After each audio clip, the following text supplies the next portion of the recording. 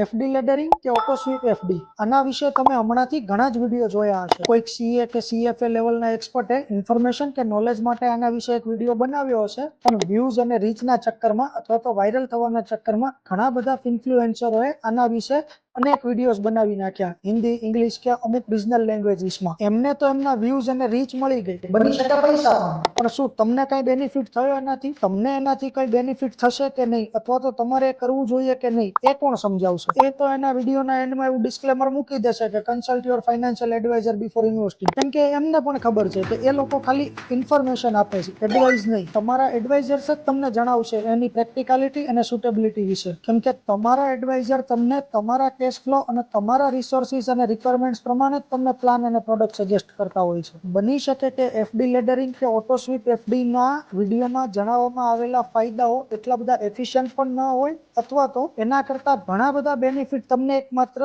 Liquid fund કે આર્બિટ્રાજ ફંડમાં invest કરવાથી જ મળી જતા હોય છે. આ તો માત્ર એક એક્ઝામ્પલ થયું. બાકી ઇન્ફ્લુએન્સર દ્વારા આવી રીતે અપાતી ઇન્ફોર્મેશન ઘણી વખત મિસલીડિંગ અને મિસગાઇડિંગ સાબિત થઈ શકે છે. તો કોઈકના વ્યૂઝ અને રીચના ચક્કરમાં આવીને એમના દ્વારા અપાતી ઇન્ફોર્મેશન પર વગર વિચારે અમલ કરીને તમે તમારું જ નુકસાન તો નથી કરી રહ્યા ને? બેટર છે કે નોલેજ કે ઇન્ફોર્મેશન ગમે ત્યાંથી લ્યો, પણ તમારું ડિસિઝન એ હંમેશા ટ્રસ્ટવર્ધી ગાઈડન્સ અને એક્સપર્ટ એડવાઇસ પ્રમાણે જ હોવું જોઈએ. જો તમે પણ આવા ફાઇનાન્શિયલી ટ્રેન્ડિંગ ટોપિક્સ ડિસ્કસ કરવા માંગતા હોય, અથવા તો એની પ્રેક્ટિકાલિટી અને સુટેબિલિટી ચેક કરવા કે એના પર અમલ કરવા માંગતા હોય, then let's connect.